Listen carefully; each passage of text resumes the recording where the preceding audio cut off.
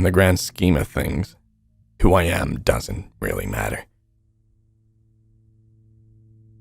What I will do after I share my story doesn't matter. What matters is what I'm about to share. To say I was living a normal life was a fair statement. I had a job in retail in a small apartment where I didn't have a lot, but the things I did have made me happy. If pressed to share an interesting fact about myself, I would say I loved to cook.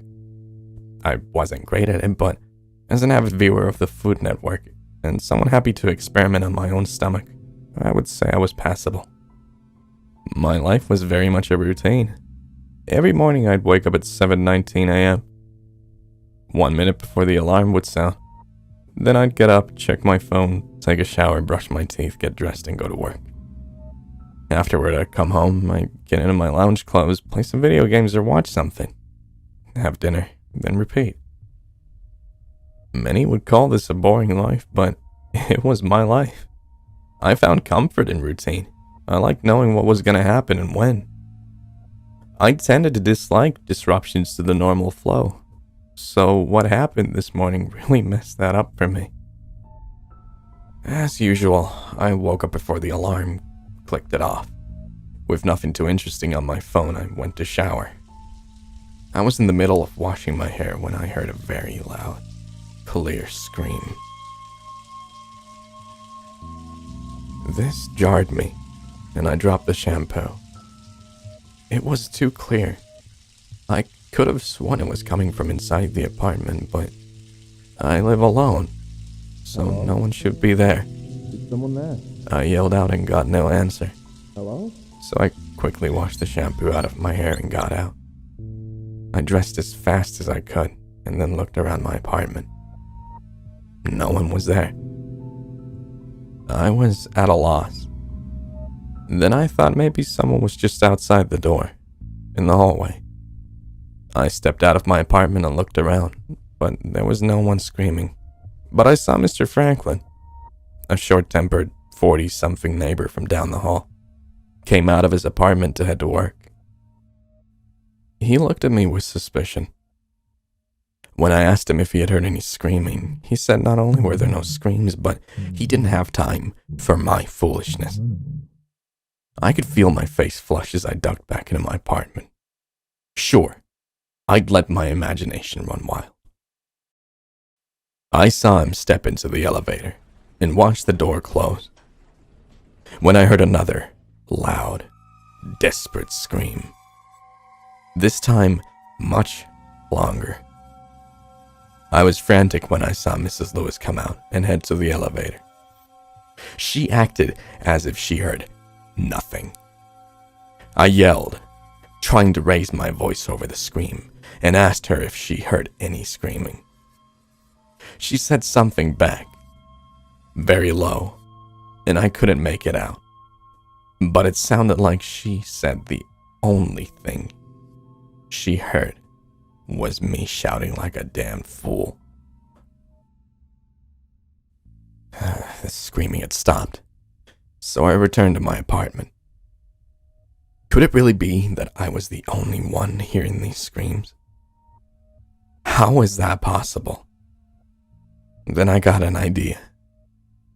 I picked up my phone, brought up the audio recorder. This would at least be something I could share, and see if anyone else could hear it too. I waited until the scream started again. I grimaced as the screaming grew louder and more shrill. When it finally stopped, I played the sound clip back. But there was nothing. Just my own little grunts, from the ache of hearing the non-existent scream. I was dumbfounded. The screams didn't exist, but I can hear it. Then the screaming started again, loud and blood-curdling. It went on and on. I covered my ears, but it didn't help. I was beginning to panic. It was so loud that it was becoming torment. I couldn't even shout over it. It was an all-encompassing, awful scream. I was shaking. I just had to stop this, but what could I do? Go to a doctor who can't hear the screams? They'd think I was crazy. Who do you go to when the world stops making sense?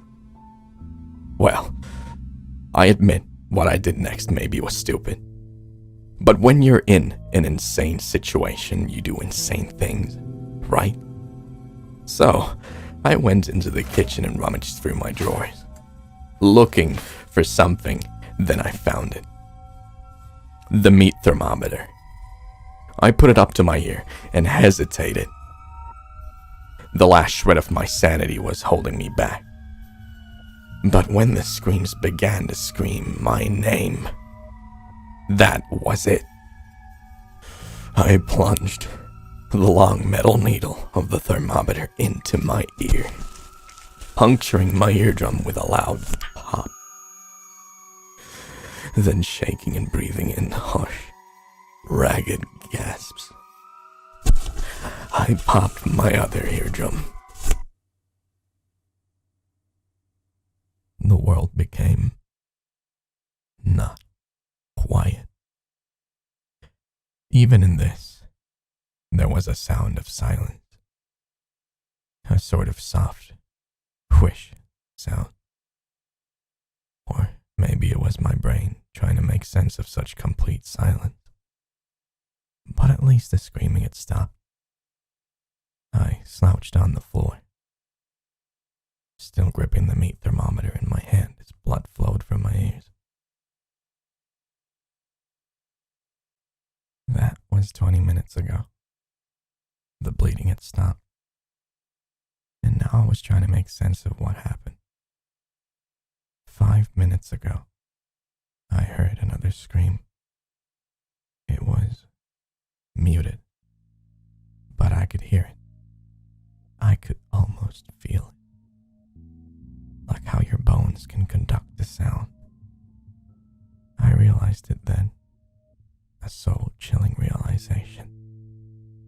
Something in the back of my head was screaming.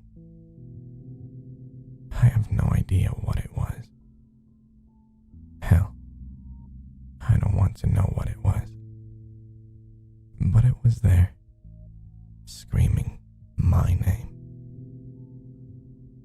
I can't live life like this. So if you're reading this, I guess this is my suicide note. I don't want an autopsy. Just cremate me. Whatever is in there screaming needs to die with me.